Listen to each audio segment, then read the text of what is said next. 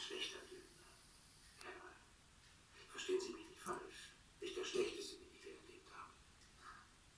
Ich hatte da mal einen, der den Drogenballon seinem Arsch mit schlechtem Thai-Essen erklären wollte. Trotzdem lügen Sie wirklich nicht gut. Ich weiß ehrlich nicht, wo. Stopp!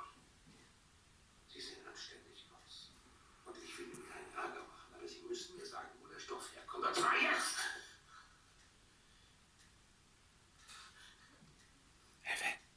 Ich nehme nie so ein Zeug, das schwöre ich.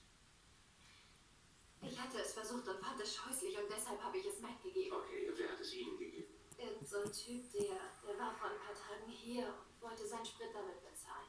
Irgend so ein Typ. Wie hieß denn dieser Typ? Okay. Wie hat er ausgesehen?